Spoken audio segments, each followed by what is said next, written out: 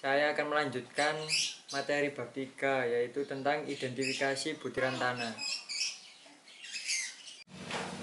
Sebelum melakukan praktikum, tentunya kita akan menyediakan bahannya dan menyediakan alatnya. Nanti akan saya cantumkan di slide berikutnya.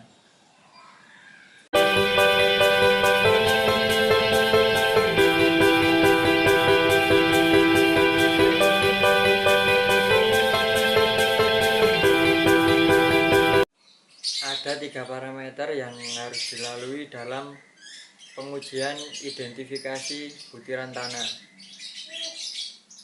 1. Ukuran efektif. 2. Koefisien keseragaman. 3. Koefisien gradasi.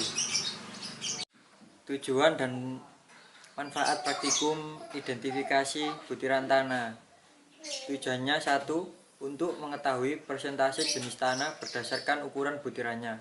Yang kedua, untuk menentukan klarifikasi tanah berdasarkan ASTO dan USGS. Manfaatnya adalah 1. Untuk mengetahui keseragaman bentuk gradasi tanah. Yang kedua, melakukan penilaian tanah sebagai dasar untuk pondasi jalan jika menggunakan klarifikasi ASTO. Yang ketiga, untuk bisa mengidentifikasi tanah secara teknis berdasarkan USGS. Prosedur praktikum. 1. Ambil tanah seberat 500 gram.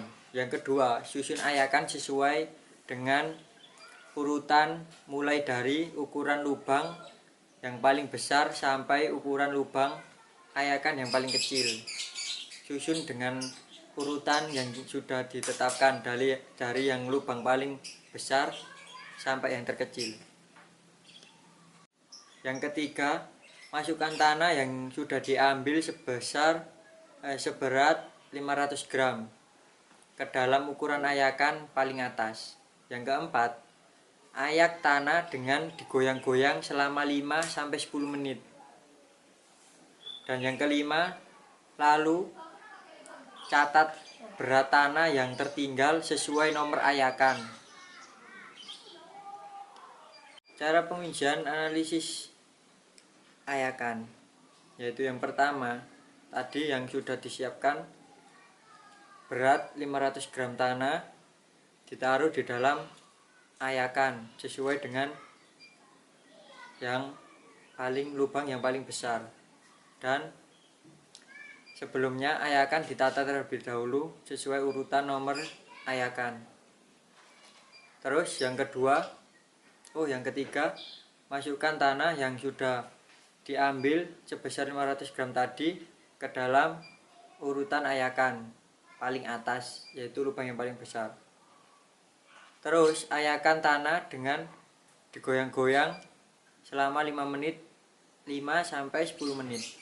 Dan yang kelima, lalu catat berat tanah yang tertinggal sesuai nomor ayakan. Cara menganalisis pengujian analisis ayakan ini yaitu dengan cara 1.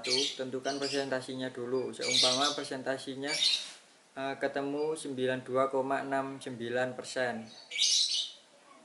Terus yang kedua, tanah yang diuji memiliki gradasi buruk atau baiknya ditentukan dari tabel. Dilihat dari nilai koefisien keseragaman. Seumpama sebesar CU 15,83 dan koefisien gradasi CC sama dengan 0,97. Itu termasuk gradasi buruk. Terus yang ketiga, berdasarkan klarifikasi ASTO, tanah tersebut untuk penggolongan kelompoknya yaitu termasuk A2 7. Sedangkan menurut klarifikasi UFIT termasuk kelompok tanah berbutir kasar dengan nama SPSC. Jika kedua kelompok tersebut dibandingkan, tanah yang lebih dominan adalah jenis SC, yaitu pasir berlempung atau campuran pasir lempung.